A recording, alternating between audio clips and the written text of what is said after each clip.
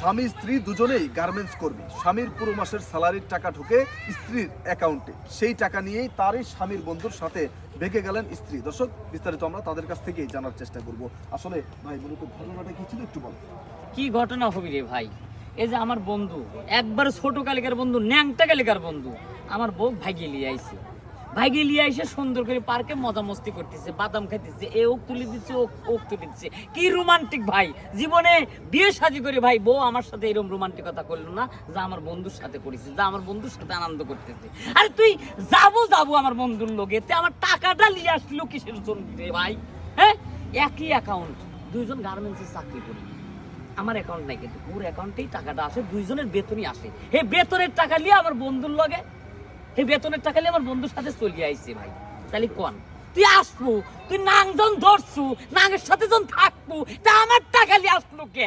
আমার একটাই, এই বিশ্বাসটা আপনারা সবাই করিয়ে দেন। অবশ্যই। আসলে এই যে আপু, আপনি যে ঘটনাটি ঘটালেন, আপনার স্বামীর সংসার রেখে তার টাকা পয়সা আত্মসাৎ করে তারই বন্ধুর সাথে ভেগে চলে গেলেন, মূলত কারণটা ছিল কি একটু বলেন। ভাই আমার দিকে একবার তাকায় দেখেন, আর ওর দিকে একবার তাকায় দেখেন। দেখলাম কি দেখলেন? আপনি সুন্দর, উনি দেখতে কুচ্ছি। তা ওর সাথে কি আমার যায়? বিয়েটা করতে চাই নাই, ফ্যামিলি জুড়ে বিয়েটা করছি, যাও ভাই করছি। বিয়ের 2 মাস পর থেকে গার্মেন্টস করা লাগছে। এত সুন্দর একটা বউ এমন একটা কুষ্টি ছেলের সাথে যদি গার্মেন্টস করে, তাহলে এই বর থাকার চাইতে না থাকাই ভালো। আর ওকে দেখেন কত সুন্দর, স্মার্ট, সব দিক দিয়ে আছে, বড় প্রাইভেট কোম্পানিতে জব করে। আর তুমি কি করো? হ্যাঁ, তাহলে এক কাজ কর, তোর হিল দুটো দিয়ে গালে দুটি বাড়ি মার, আর আমার টাকাটা ফেরত দে। আচ্ছা। আমার সাথে তো যায় নাই, তুই এতদিন তুই গেলু কে? এতদিন আমার সাথে থাকলু কে রে? আমার লগে ঘুমালু কে? আর এই যে মেশিন পাইছস আর চলি আইছস, তোমার টাকা যাবে না, তুমি একা ইনকাম করো না, আমিও করছি এখানে। তো তোর ডালি আচ্ছা, আমরা উত্তেজিত না হই ভাই। বিশ্বজিৎ হচ্ছে, তিনি তো আপনার বন্ধু, তাই না? বন্ধু কিসের বন্ধু? ও তো আমার গুদ মারা বন্ধু, আমার গুদ তো মারিয়ে দিছে ভাই। এখন আর বন্ধু আছে বন্ধু নেই, এখন আমার শত্রু আগেছে। দুইজনই জুতা খুলে আমার পেট আর আমার টাকাগুলো ফেরত আচ্ছা, দে। আপনি যে আপনার কাছের একজন ছোটবেলার বাল্যকালের বন্ধুর স্ত্রীকে ভাগিয়ে নিয়ে যে বিয়ে করলেন, মূলত কারণটা কি? আপনার জন্য কি দেশে মেয়ের অভাব ছিল? ভাই, ভালোবাসা যে কখন কার জীবনে কিভাবে আসবে কেউ তো বলতে পারে না ভাই। আমার বন্ধুর বাড়িতে গেছি, ঠিক আছে, আমার বন্ধুর বউরে আমি দেখছি, আমার ভালো লাগছে, তো আমার মনের ভাষাটা আমি প্রকাশ করতে পারি নাই তার কাছে। হ্যাঁ, কিন্তু তার চাহনিতে কথাবার্তায় আমি বুঝছি সেও আমারে ভালোবাসে ভাই, ঠিক আছে।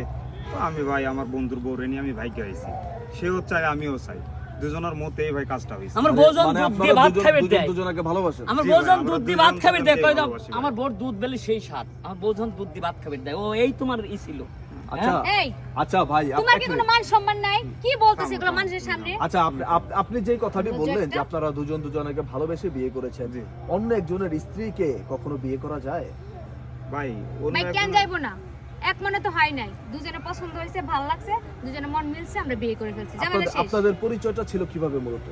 ভাই আমার বন্ধু যেহেতু, সেই সুবাদে ওনার বাড়িতে আমারে নিয়ে যাইতো, ঠিক আছে, আমি যাইতাম, 2-4 বার গেছি। বন্ধুর বিয়ের পরে গেছি, বন্ধুর বউর সঙ্গে কথাবার্তা হয়েছে, দুজনের মতে মিলে গেছে ভাই, আমরা করে ফেলছি কাজটা। দর্শক, আপনারা দেখতেই পারলেন আজকের ঘটনাটি।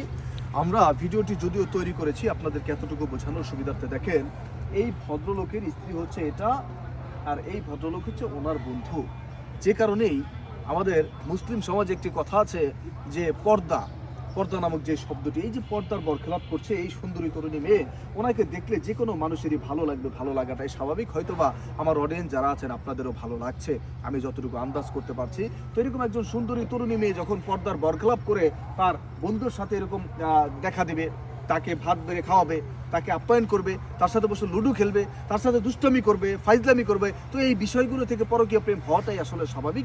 এই কারণে ইসলামিক দৃষ্টিতে একটি কথা আছে যে বাবা বা ভাই এরা ছাড়া, মানে অতি ক্লোজ এরা ছাড়া কখনোই কারো সামনে যাবেন না। মহিলাদের ক্ষেত্রে কিন্তু এটা সম্পূর্ণ নিষেধ। সো এই পর্দার বরখেলাপ কেউ কখনো করবেন না। আজকের ভিডিওটা আমাদের এতটুকু আপনাদের বোঝানোর জন্যই তৈরি করেছি। এই ভদ্রলোকের মতো ভুল কেউ কখনো করবেন না। নিজের বন্ধুকে বাড়িতে নেবেন, বা স্ত্রীর সাথে পরিচয় করে দিবেন, স্ত্রীর সাথে সুসম্পর্ক গড়ে তুলবেন, একটা সময় শেষ পর্যন্ত আপনি বিপদে পড়বেন। তো সবাই ভালো থাকবেন, ধন্যবাদ।